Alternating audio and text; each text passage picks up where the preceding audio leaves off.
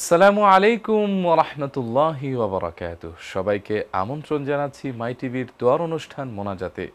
দেখতে দেখতে বছর ঘুরে রহমত, মাগফিরাত ও নাজাত নিয়ে আমাদের কাছে আবারও উপস্থিত হয়েছে মাহে রমাদান। সারাদিন রোজা রাখার পরে ইফতারি করার পূর্ব মুহূর্তে আমরা প্রতিদিনই কম বেশি দোয়া করে থাকি।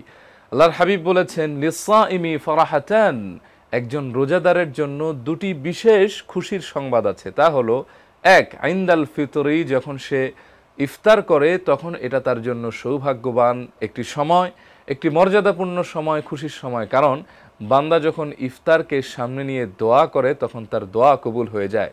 দুই নম্বর খুশির যে কারণ সেটি হচ্ছে আইন্দা লিকাই রাব্বিহ, একজন রোজাদার তার রবকে একেবারে স্পষ্টভাবে দেখবে, বিশেষভাবে দেখবে, বিশেষ আয়োজনে দেখবে।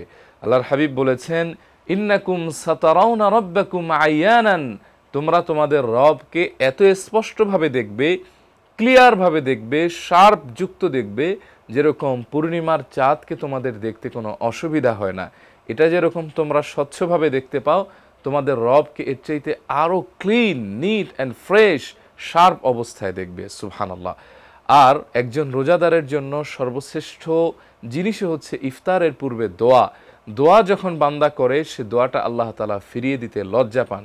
আসুন এই মোবারক সময় আমরা আমাদের জীবনের গুনাহ কথা স্মরণ করে দোয়া করব, আল্লাহ তাআলার কাছে আমাদের মুর্দেগানের জন্য ক্ষমা চাইব এবং আমাদের নাজাতের জন্য বেশি বেশি দোয়া করব। চলুন আমরা আল্লাহ তাআলার কাছে প্রাণ খুলে দোয়া করে জীবনের গুনাহ মুক্ত হই। আল্লাহুম্মা আমিন।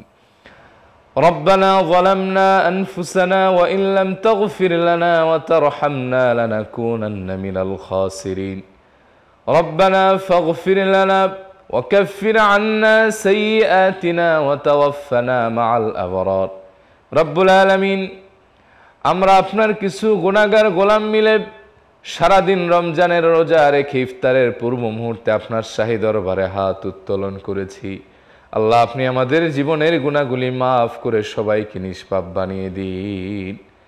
রব্বুল আলামিন, আমাদের সাহরিকে, রোজার নিয়তকে, সারাদিনের রোজাকে আপনি কবুল করে নিন। রব্বুল আলামিন, আমাদের মুর্দেগান যারা কবরে সবাইকে মাফ করে আপনি নাজাতের ফয়সালা করে দিন। আল্লাহ, অনেকে আছে আব্বা হারিয়েছেন, আম্মা হারিয়েছেন, স্বজন হারিয়েছেন, সবার কবরের সওয়াবগুলি পৌঁছে দিয়ে কবরটা জান্নাতুল ফিরদাউস বানিয়ে দিন। রব্বিরহামহুমা কামা রাব্বায়ানি সগীরা। আল্লাহ, আমরা জানি না আগামী আরেকটি রমজান পাবো কিনা। রব্বুল আলামিন, এই রমজানে বেশি বেশি আপনার ইবাদত করে আপনার প্রিয় বান্দা হওয়ার তৌফিক দিন। আল্লাহ, যারা অসুস্থ বিমার আছে শিফা দান করেন, যারা সুদূর প্রবাসে আছে সেই সালামতে থাকার তৌফিক দিন। রব্বুল আলামিন, ঈমানের সাথে আমাদের মওতকে আপনি নসিব করে দিন।